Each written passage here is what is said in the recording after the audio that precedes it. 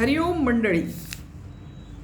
काल आपण जीवट उपाख्यान पाहिलं होतं आणि काल मी हे पण सांगितलं होतं की आज आपल्याला वेताल उपाख्यान बघायचं आहे. साधारणपणे भारतीय कुठल्याही पुराण ग्रंथांमध्ये, भागवतामध्ये, कथा ग्रंथांमध्ये आपल्याला ही वेताळाची एक गोष्ट सर्वत्र पाहायला मिळते. तशीच ही वेताळाची एक गोष्ट या ठिकाणी आलेली आहे. वेताळ म्हणजे आपल्याला माहिती आहे की जो ज्ञानी आहे परंतु त्याला अजून मोक्ष मिळालेला नाही, मृत्यू झालेला आहे परंतु मोक्ष मिळालेला नाही, अशा एका योनीतल्या माणसाची ती अवस्था असते, वेताळ अवस्था. तशा या वेताळाची ही गोष्ट आहे. ही का सांगितली? वसिष्ठांनी रामाला ही गोष्ट का सांगितली? तर ज्ञानी माणूस जो असतो तो स्वतः तरतो आणि इतरांनाही तारतो. उरलो उपकारापुरता. त्याचं जगणं हे इतरांना तारण्यासाठी असतं, इतरांना तारून देण्यासाठी, त्यांच्यावर उपकार करण्यासाठी, त्यांना परमेश्वराच्या जवळ नेऊन सोडण्यासाठी त्याचं जगणं असतं, हे सांगण्यासाठी. आणि मायेचा भ्रम जाऊन आत्मशुद्धी होण्यासाठी. ज्याच्या मनामध्ये हा मायारूपी भ्रम आहे, म्हणजे हे जग सत्य नाही पण आम्ही या जगाला सत्य मानतो, हे जग मिथ्या आहे हे आमच्या पचनी पडत नाही, ते पचनी पडावं. या जगाचं मिथ्यात्व म्हणजे क्षणभंगुरत्व, म्हणजे क्षणाक्षणाला हे नष्ट होतं आहे हे आम्हाला कळावं. हे तत्व समजण्यासाठी रामाला वसिष्ठांनी हे कथानक सांगितलंय. काय म्हणतात ते बघा. माया भ्रांती अनवस्थाने चिदात्म परिशुद्धये वेताल राज संवाद कथा उदार्ह्यते शुभा. ही शुभंकर अशी गोष्ट तुझ्या जवळ मी घेऊन येतो आहे, तुझ्या समोर आणली आहे. कशी आहे ही? माया भ्रांती अनवस्थाने. मायेचा भ्रम तुझ्या मनातून काढून टाकण्यासाठी आणि चिद आत्म परिशुद्धये, तुझं चित्त आणि आत्मा शुद्ध होण्यासाठी ही गोष्ट मी तुला सांगतो, असं वसिष्ठ त्याला सांगतात, रामाला सांगतात.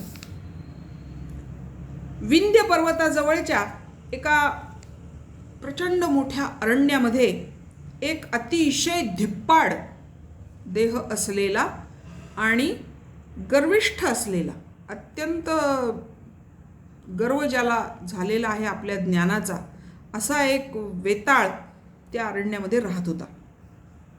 त्याचं काम काय? लोकांना मारायचं आणि त्याच्यावर आपली उपजीविका चालवायची. लोकांना मारायचं आणि खाऊन टाकायचं, संहार करायचा.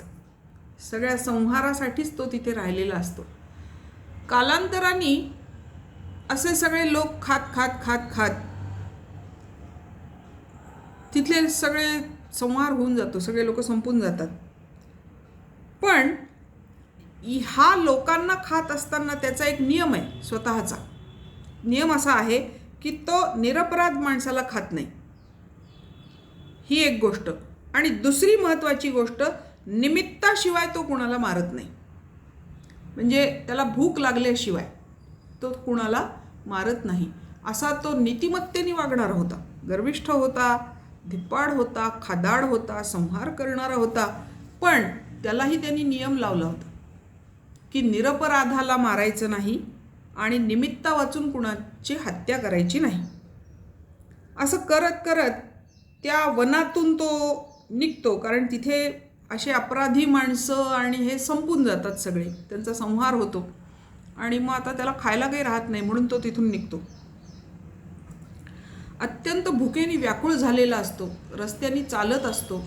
एका नगराच्या वेशीजवळ येतो आणि डोकावून पाहतो नगरामध्ये, तर त्या नगरीचा राजा इतक्या रात्रीसुद्धा आपल्या नागरिकांना सुरक्षित ठेवण्यासाठी पहारा देत असतो.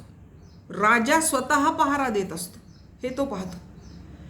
आणि भूक तर लागलेली असते, मग तो त्याच्या मनात येतं की बघावं तरी हा राजा ज्ञानी आहे का अज्ञानी आहे. त्या निमित्ताने आपला आहारही होईल आणि या नगरीमध्ये प्रवेशही होईल. या राजाशी युद्ध करायची गरज पडणार नाही, असं म्हणून तो त्या राजाला अडवतो आणि त्याला सांगतो की मी वेताळ आहे आणि तू माझ्या तावडीत सापडलेला आहे.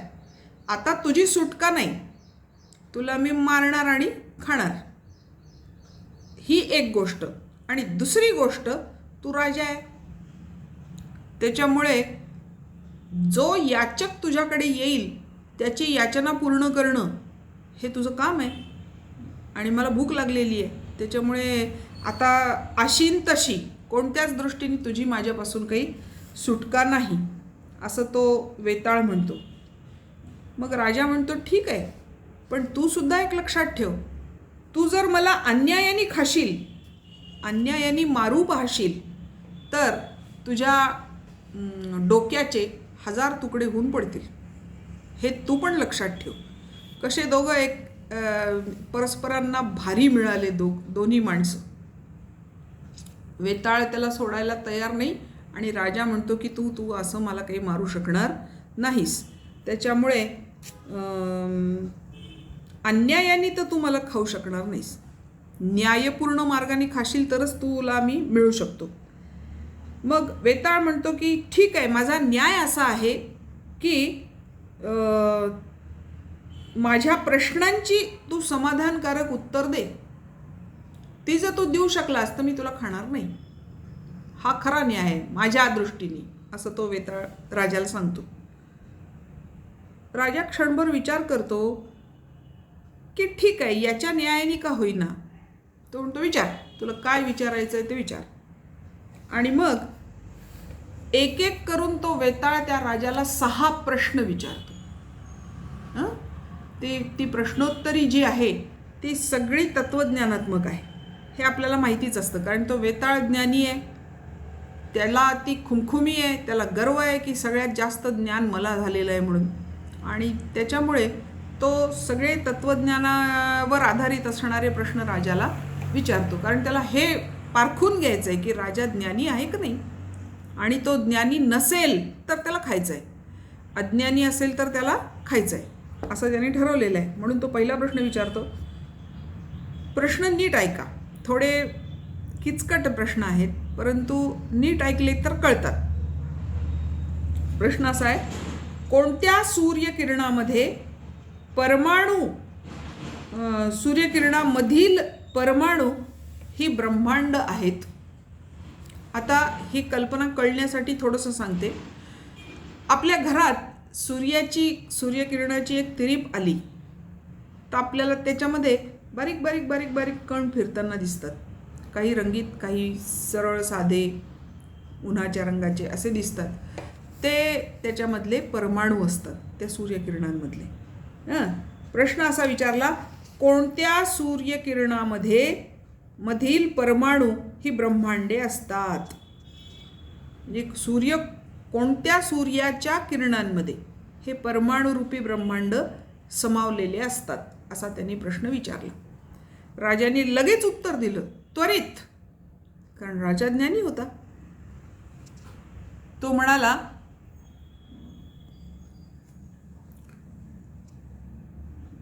चिदात्मा हाच एक सूर्य आहे, म्हणजे परमात्मा. चिदात्माचा अर्थ आहे परमात्मा.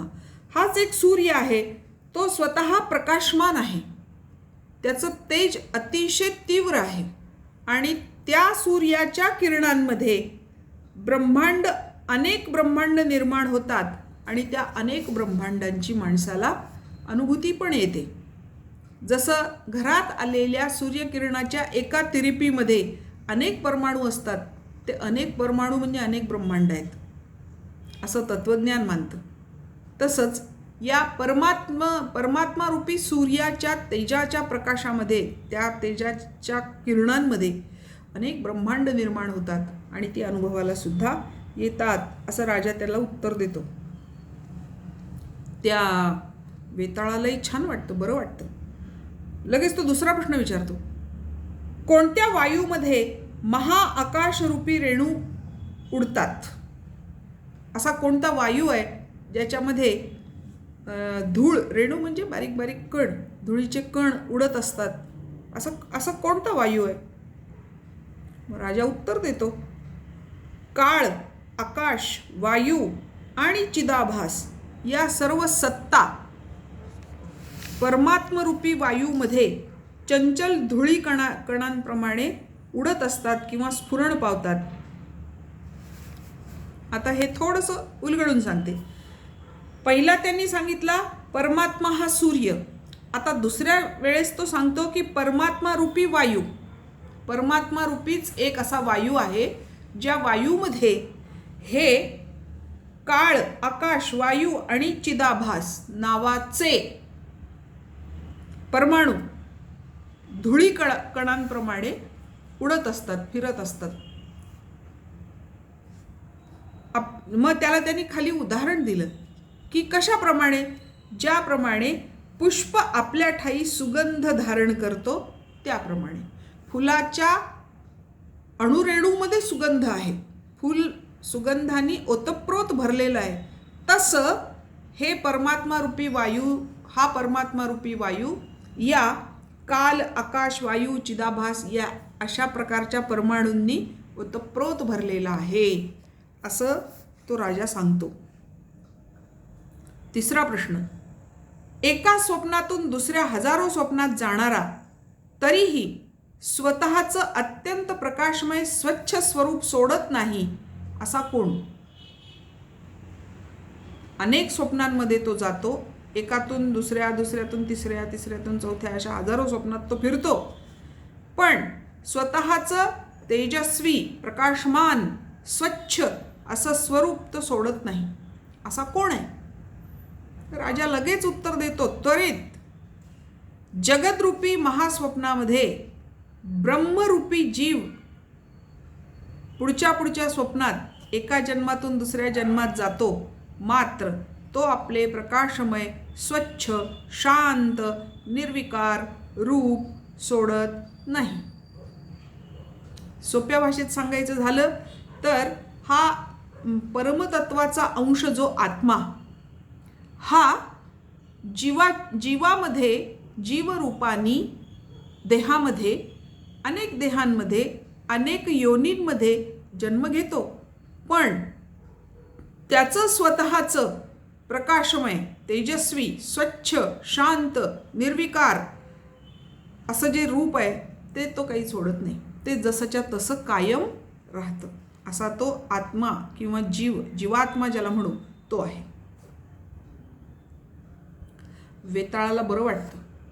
लगेच तो पुढचा प्रश्न विचारतो, केळीच्या खांबामध्ये जसे एका सोपटाच्या आत दुसरे सोपटे असते, तसा सर्व पदार्थांच्या आत जो एक अणू आहे तो अणू कोण आहे? केळीचं खोड तुम्ही पाहिलंय की नाही मला माहीत नाही, पण त्याच्यामध्ये असे लेयर असतात. एका मोठ्या लेअरमध्ये आत दुसरा, त्याच्या आत दुसरा, त्याच्या आत दुसरा, त्याच्या आत दुसरा, असे लेयर लेयर लेयर लेयर निघत राहतात त्याचे. एका काय म्हणायचं ते आवरण, एकावर एक आवरण असतं ते. त्याला सोपट असं नाव आहे.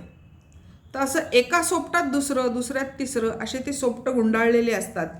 त्याप्रमाणे सगळ्या पदार्थांच्या आत जो एक अणू आहे तो कोण आहे? आता पदार्थ म्हणजे आपल्याला पदार्थ म्हणजे खाण्याचे पदार्थ माहिती आहेत फक्त, पण पदार्थ हा शब्द तत्वज्ञानामध्ये हे जे पंचमहाभूत आहेत, त्याचे जे 5 गुणधर्म आहेत वगैरे वगैरे, या सगळ्या गोष्टींना पदार्थ असं म्हटलं जातं. पृथ्वी, आप, तेज, वायू, आकाश, मग त्यांचं स्पर्श, रूप, रस, गंध वगैरे हे जे गुण आहेत, हे जे या सगळ्या ज्या गोष्टी आहेत याला पदार्थ असं नाव आहे. मग या पदार्थांच्या आत तो जो अणू राहतो तो कोण आहे असा प्रश्न विचारलाय. त्याला राजा उत्तर देतो, या विचित्र विश्वामध्ये अंतर्यामी राहणारा तो परमात्मा जो पुन्हा ब्रह्मामध्येच परिवर्तित होतो तो अणू आहे. म्हणजे या देहाच्या आत, फक्त माणसाच्या देहाच्या आत आहे का? तर नाही.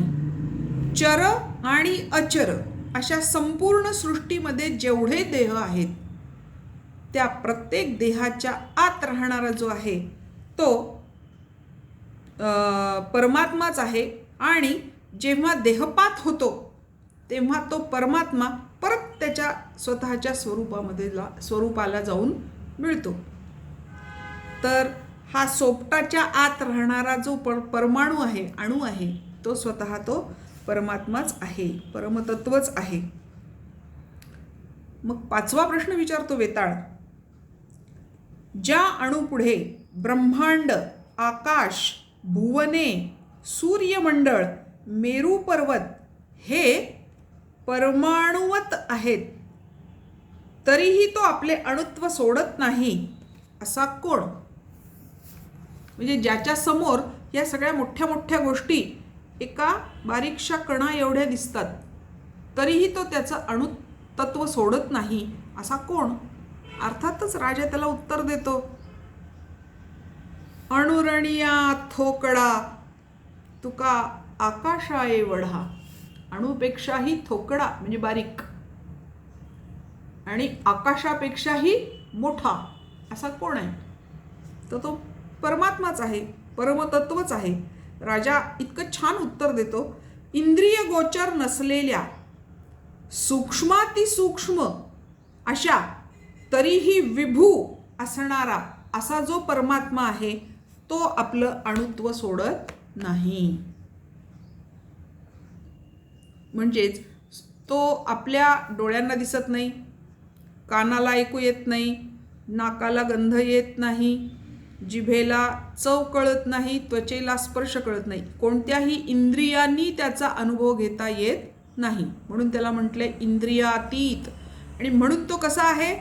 सूक्ष्मातिसूक्ष्म आहे. तो जितका सूक्ष्म आहे तितकाच तो विभू आहे. विभू म्हणजे सर्वत्र व्यापलेला. असं जे तत्व आहे ते परमतत्व आहे आणि ते आपलं अणुत्व सोडत नाही. मग हे सगळं ऐकल्यावर तो खुश होतो वेताळ आणि एक शेवटचा प्रश्न त्याला विचारतो, 6वा एक प्रश्न विचारतो तो, जो निरवयव आहे, परमाणुरूप आहे, तरी स्वतः जगत्त्रय बनला आहे, असा कोण? म्हणजे ज्याला अवयव नाही, जो परमाणुरूप आहे म्हणजे अतिशय सूक्ष्म आहे, तरीही तो 3 जगतच्या रूपामध्ये सगळीकडे आपल्याला जाणवतो, असा कोण आहे? मग राजा सांगतो, जो स्थूल आहे, अवयवासहित असणारा प्रपंच आपल्याला भासतो आहे, पण निरअवयव असा जो पुरुष आहे त्यामध्येच हे तिन्ही जगत समावलेले आहेत. आता इथे पुरुष शब्द यासाठी वापरला, पुरे शेते इति पुरुषः. पुर म्हणजे हे देह, हा सगळा देह, याला पुर म्हणतात. कोणत्याही देहामध्ये जो शेते म्हणजे झोपतो, म्हणजेच तो स्वतः कार्यरत राहत नाही, पण कार्य करण्याला प्रवृत्त करतो, प्रेरणा देतो, अशी जी चेतन तत्व जे आहे त्याला पुरुष असं म्हणतात. आणि हा पुरुष निरवयव असला म्हणजे अवयव त्याला नसले तरीही या संपूर्ण प्रपंचात अवयवासहित असल्यासारखा भासतो, असा तो पुरुष आहे. आणि त्याच्यामध्येच हे सगळे जगतत्रय म्हणजे पृथ्वी, आकाश आणि पाताळ हे 3 जगत त्याच्यामध्ये समावलेले आहेत, असं राजा उत्तर देतो. त्या ज्ञानी राजाची ही उत्तरं ऐकून तो त्रस्त असलेला त्रस्त वेताळ शांत होतो. त्याच्या चित्ताला शांतता प्राप्त होते, त्याची तहान भूक संपून जाते सगळी आणि तो ध्यानमग्न होतो, ध्यानामध्ये बसतो, समाधी लागते आणि त्याच्यातच तो ज्ञानी होतो आणि मुक्त होतो, अशी ती कथा आहे. या कथेचं तात्पर्य असं आहे, मिथ्या जगत विवेकाने विलीन होतं. ज्याला हा विवेक साध्य होतो की हे जगत मिथ्या आहे. मिथ्या आहे म्हणजे काय? नित्य बदलणारं आहे, क्षणभंगूर आहे. प्रत्येक गोष्ट प्रत्येक क्षणाला बदलते आहे, तिचं रूप बदलत आहे. कोणतंही रूप हे स्थायी नाही, चिरकाळ टिकणारं नाही. दगडाची माती होते, मातीचा कण होतो, कणाचा अणू होतो, अणूचा परमाणू होतो, परमाणू झाल्यानंतर तो नष्ट होतो. हे जर निर्जीव तत्वाला लागू आहे तर सजीव तत्वाला लागू आहेच आहे. क्षणोक्षणी प्रत्येकामध्ये बदल होतो. आत्ता जन्म घेतलेलं बाळ काही दिवसांनी काही दिवसांचं होतं, महिन्यांनी महिन्यांचं होतं, वर्षांनी वर्षांचं होतं. किती बदल होतो, आमूलाग्र बदल होतो. छान काळे असणारे केस पांढरे होतात, लख दृष्टी असणारी दृष्टी अधू होते, तीव्र चावा घेऊ शकणारे दात बोथट होतात आणि नंतर तर नष्टच होतात. देहामधली ताकद सगळी निघून जाते. केवढा बदल झाला. जेव्हा जन्म घेतला तेव्हा असं वाटलं होतं का की या देहाचं असं रूप होईल म्हणून? हे इतकं क्षणभंगूर आहे.